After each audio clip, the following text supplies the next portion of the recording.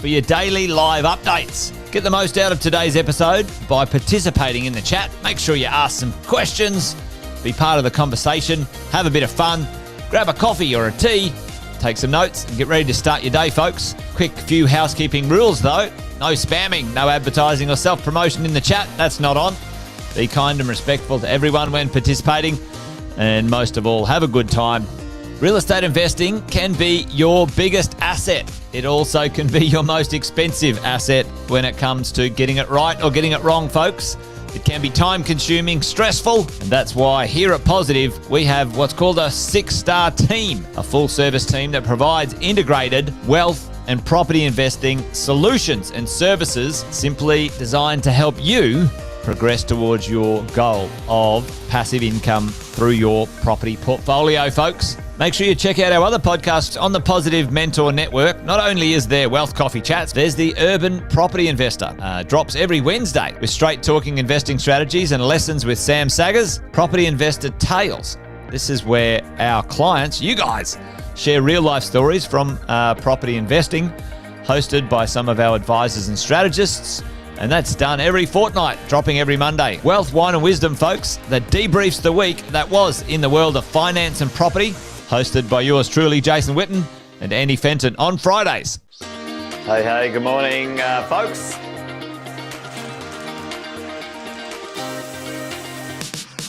Good morning, everybody. Welcome to another Wealth Coffee Chat. Hope you're well, folks, wherever you are. There it is, team. Morning. Morning, wherever you're tuning in from today. Early bird gets the worm, they say.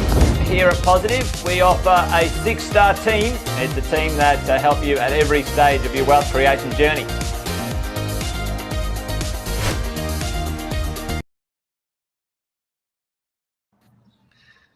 Good morning. Happy Monday to everyone out there. Monday, 31st of March. It's the last day of March already.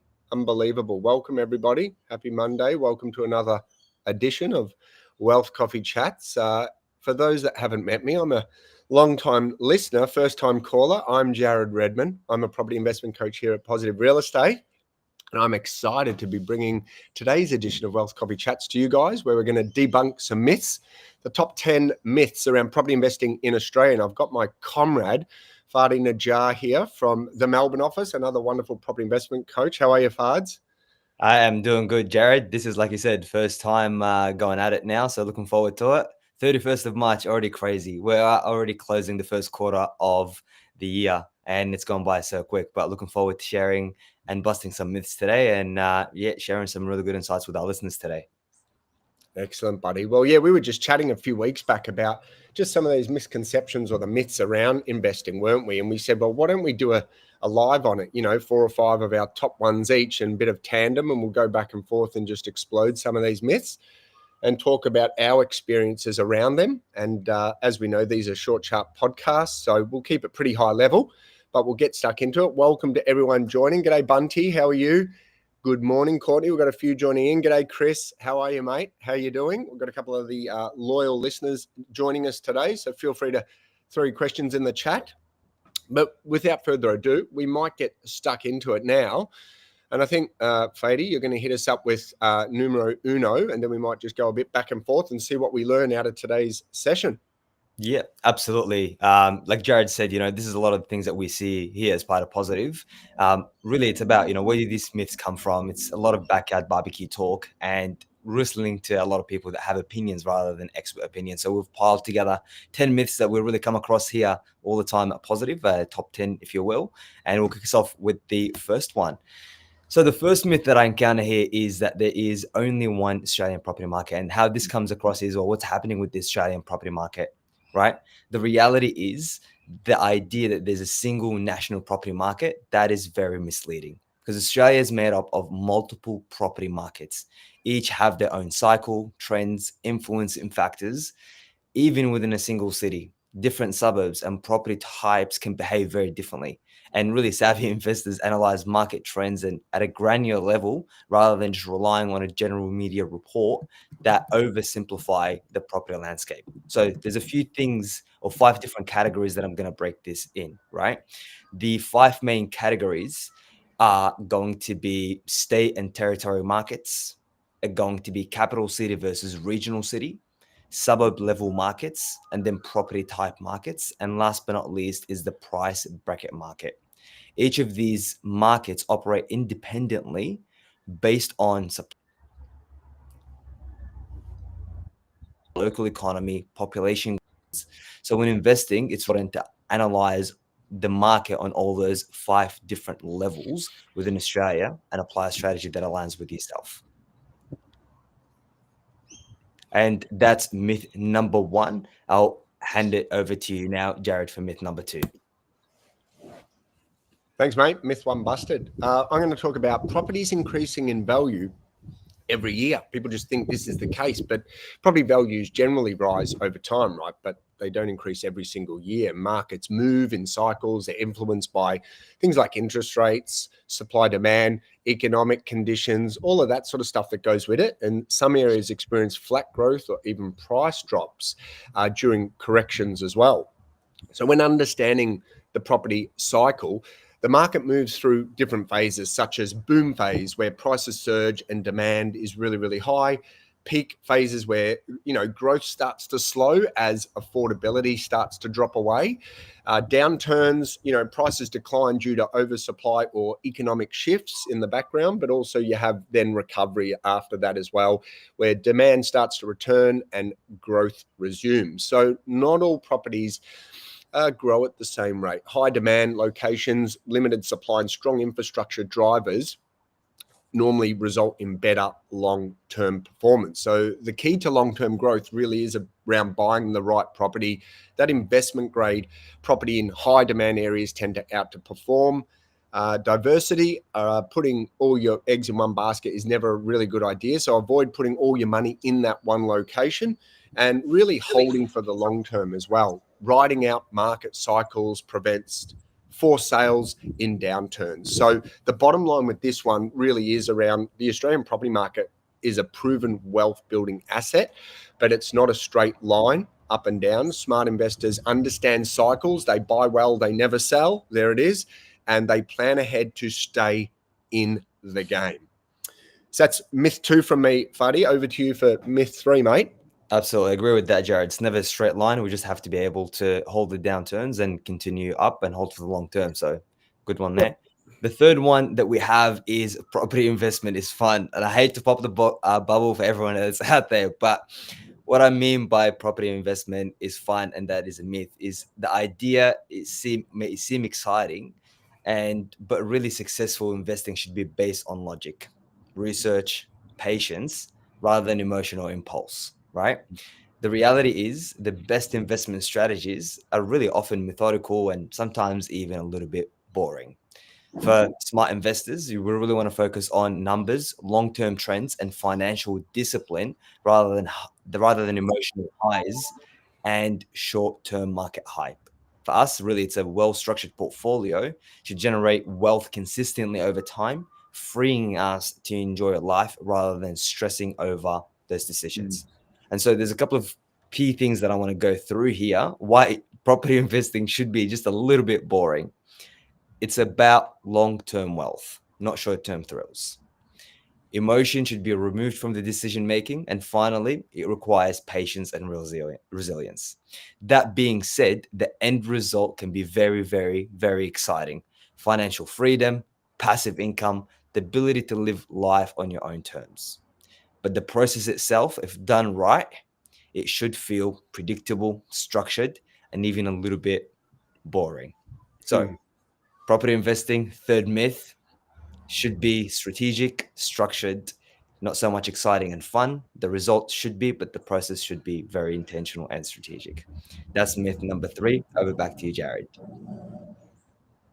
Awesome, Fadi, mate. Awesome. Myth 4, all properties make great investments, but just because a property can be rented out, it doesn't mean it's a really smart investment. Around Australia, we have around 11 million dwellings worth over $10 trillion, but only a small percentage truly outperform the market. Some properties, like mass-produced high-rise apartments, sometimes in central CBD locations, often struggle with oversupply, low demand, and poor long-term growth at times, while there might be very strong rental yields initially, their capital growth potentially can be questioned over time. But what does make property investment grade? Well, the best investment properties have that high demand, low supply factor, located in areas where population growth are limited and also, or is increasing, and housing supply is limited. Owner-occupier appeal, properties that attract buyers, not just investors, tend to grow more in value this way as well. And you want to have proximity to lifestyle amenities, close to schools, transport, cafes, parks, jobs, etc. Scarcity factor, unique properties, tightly held locations in those NIMBY areas where possible, not in my backyards, not mass-produced a product either. And you want things that are going to have strong rental demand as well. So low vacancy rates, solid rental returns. And really for this myth here, the bottom line is that not all properties are created equal. The right property is about the right location can supercharge your wealth, while the wrong property in the wrong location can potentially hold you back for years and years. Smart investors focus on quality, not just the yield. That's myth 4. Busted, Fady. Over to you, mate. Well said there, Jared. Myth number 5 for today. The myth is invest in your comfort zone. While it's not really expressed as invest in your comfort zone, generally speaking, well, many Aussies make the mistakes of buying properties in areas that they're personally familiar with, right? Such as this is their hometown, favorite holiday spot. But because you know an area well doesn't mean it has strong investment fundamentals. Really, when you look at investing, it should be a research-based growth. It should be based on research, growth potential, demand, rather than personal attachment. Sometimes the best opportunities lie in locations outside your immediate, more comfort zone or your own backyard. And this is really where this can be interstate or in locations that you're not necessarily familiar with. So the reason why investing in your comfort zone can be a little bit risky is because there's limited market knowledge. Sometimes we can be swayed by our emotions if we're attached to a particular property. And last but not least is really the opportunity cost. What opportunities are you missing out on because you're investing in your own backyard or something that you're familiar with? Well, what is the right approach then? Well, the right approach is invest where the numbers make sense, first and foremost. Use expert data, not just being familiar with a location. And last but not least is think nationally, not locally. We say this all the time. Think of yourself as a borderless investor. The key is really to invest where money works hardest for you, not just where you feel the most comfortable. Myth number 5 is invest in your comfort zone. The reality is we have to be investing outside of our comfort zone, but ultimately where the numbers make sense. We've got a question there from Tim. We will go through with the next slide. I'll hand it back over to Jared, and then I'll address your question in a second, Tim. Yeah, and good morning for anyone that's just joined us a little later. A couple of people saying g'day in the chat. G'day, Luke Doran. How are you, pal? And Tim Lowry there as well. G'day, Tim. Hope you're traveling better, mate. And Bobby Probin's there saying g'day to us as well. So welcome, gang. Well, I've got myth number 6, and it talks around always following the crowd, that FOMO. So following the herd can be a costly mistake in property investment. Just because an area is booming, it doesn't mean it's the right place to invest for you. Many people rush into the so-called hotspots at their peak, overpaying just before prices stagnate or even correct themselves. So the danger of FOMO, fear of missing out, and that media hype is that while around FOMO, it leads to impulsive decisions without proper research and due diligence. Media hype often report on past successes, not the areas that are set to grow next or into the future. Smart investors think about this differently. Instead of following the crowd, savvy investors focus on those long-term fundamentals, investing in areas with population growth, infrastructure projects, and that economic or employment. So that's the PIE principle that we talk a lot about here at Positive Real Estate: population, infrastructure, employment. We'll look at things like data-driven research, studying historical data trends, supply versus demand, future developments, and all of this is covered in our wonderful 30 to 40 page property information reports that we produce for all of our clients, all of our private mentoring clients, that is. And strategy over hype, a well-planned approach always outperforms emotional, fear-driven decisions. the best opportunities are found before the crowd catches on. Invest based on data and not and fundamentals, not your emotions and what you've seen on 60 Minutes or a current affair, that sort of noise. That's how you stay ahead of the market, not just following the wave. You want to be able to ride the wave eventually. So that's myth 6 for me, busted. Fady, over to you, my man. Yep. Great and well said. And Tim, I definitely just read your comment. I definitely agree with you. You know, with the pie, not the pie formula, with the macro micro niche layers that Sam Saggers often talks about. He says, the macro indicators, micro indicators, but with the niching, it's just about being able to find the highest quality property on the street, right? And like you said, sometimes the two properties right next to each other will perform very differently. The higher quality one will have higher demand, therefore it will get better results. So definitely agree with you there. On to myth number 7, cash flow is king. This is one that we hear way too often. And why is it under a myth? Well, let me just explain a little bit and elaborate on this one. So cash flow is very, very, very important for sustaining a property portfolio, but capital growth is what ultimately generates long-term wealth. For us strategic investors, we have to prioritize capital growth in the early stages.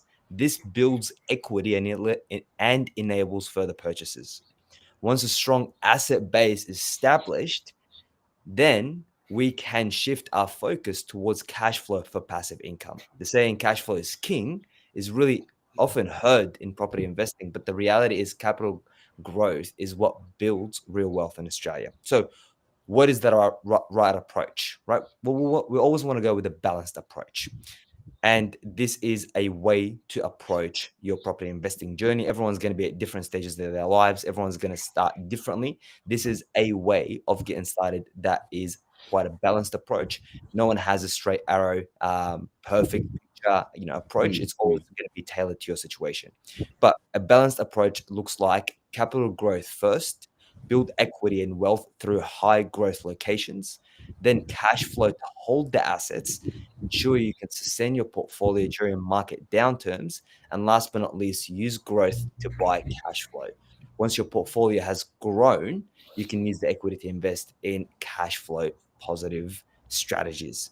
So cash flow keeps you in the game. This is the takeaway. Cash flow keeps you in the game, but capital growth is what gets you out of the rat race. Myth number 7, cash flow is king. Back over to you, Jared. Busted. Nice one, mate. Nice one. I'm going to talk now about finance for a minute. What about this one? Always go for the lowest interest rate when you've got a few finance options on hand.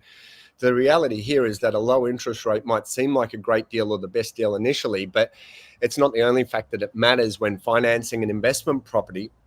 The right loan should take in other factors like supporting your long-term investment strategy, not just offer the cheapest rate. So here's a few myths around why the lowest interest rate isn't always best. Sometimes loan features, they do matter. Offset accounts, redraw facilities, flexible repayment options can save you more money and time over the long run. Lender policy and borrowing power. Some low rate lenders have stricter lending criteria, which might be able to limit the amount of money you can borrow and scale and leverage into the future.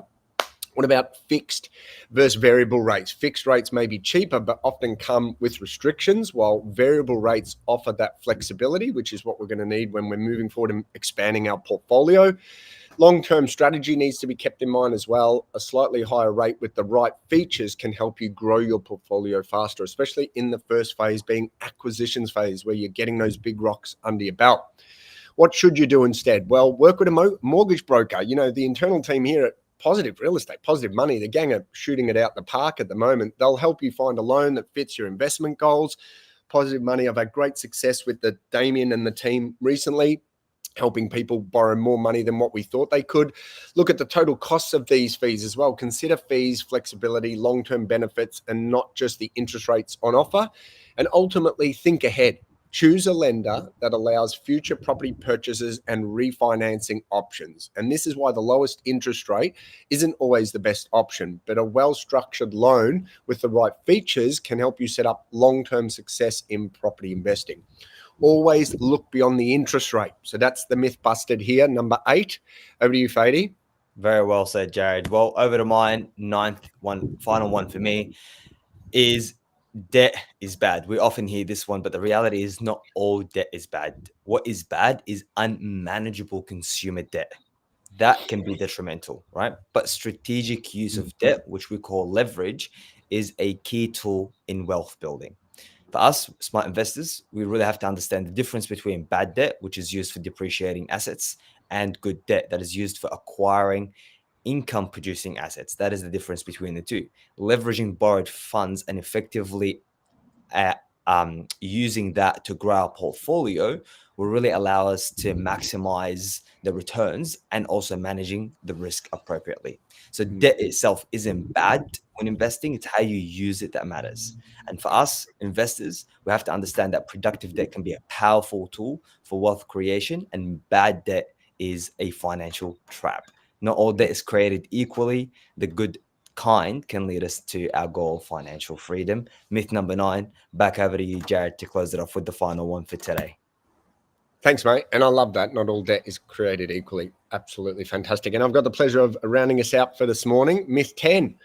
I'm too old. It's too late to invest. And the reality is age should not be a barrier to property investing. While starting earlier helps with long-term growth, especially that compounding capital growth, even older investors can benefit from smarter strategies.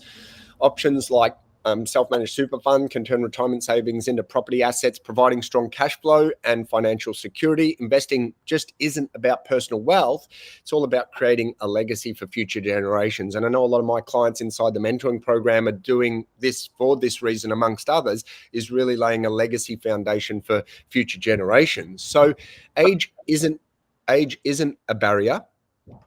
Different strategies for different ages. Younger investors focus more on long-term growth, while older investors may prioritize cash flow and income. Smart shorter loan terms are available often. Lenders often offer options like interest-only periods, principal reductions, or shorter loan terms to suit older borrowers. You can leverage some of that existing equity as well. If you own property, you may be able to use equity rather than taking on larger new loans, put in bigger deposits perhaps. And here are some smart moves for older investors as well. Focus on those higher growth income generating properties to boost that cash flow and build wealth quickly. But also considering those joint ventures or partnering up with other people as well to share costs and risks. So joint ventures here at Positive Real Estate have been great for a lot of the older clients as well. Work with financial experts to structure investments for tax efficiency and long-term security when you're near exit stage, or you might be a bit further down the line. But the key takeaway here is that it is never too late to start building wealth through property. The key is choosing a strategy that suits your timeline, risk tolerance, and also your financial goals, and keeping them in mind at the same time. So g'day, Nicole. Nicole's saying hello in the chat. That's it for the top 10 myths. There's some of the myths that Fady and I are often working through and talking to clients about, making sure they're all, in the same, on the same page and knowing fact from fiction, really. Tim's just asking a question in the chat. At what stage should you consider more cash flow property? Is it number of houses or asset value or combination of both? Tim, it absolutely just depends exactly where you're at, mate. Like, what are your goals? And currently with your numbers and where you're at in your wealth creation plan, are you on track or not? Like, do we got to put the foot to the floor a bit more, buy more assets, or is it time to start turning our passive income, into more cash flow as you get older? So it just absolutely depends. And I'll get you to book in with me, Tim. Get in there and grab a strategy session with me, and let's break it down a little bit. Fady, how do you think all that went? Yeah, 100%. Definitely agree with you. There, it's about where you are and meeting your long-term goals, and then reverse engineering the plan from there and understanding exactly what you need to do in order to be able to hit those goals. But and Nikki, good to see you here today on Wealth Coffee Chats. I hope you've been able to catch it from the start. If not, this is recorded and will go live. We have gone a little bit over time, so thank you everyone for tagging along and staying a little bit longer with us. For the Melburnians or daylight savings time, it's going to be over. Queenslanders, everyone else, hope you guys have a great start to the morning. And that has been the top 10 myths from myself and Jared this morning. We hope to see you again soon here from the advisory team. And if you have any questions, we've got our email addresses running at the very bottom. Feel free to reach out to either of us, and we'll be more than happy to reach out to you and have a conversation. Any questions, reach out to your coach or your strategist, and they'll be most certainly be able to help you with any of the things that we've discussed today, if it has given you a few ideas. But for now, have a great week, and we look forward to seeing you next time. Bye-bye. Thanks, team. Good morning. Have a great day. Bye now.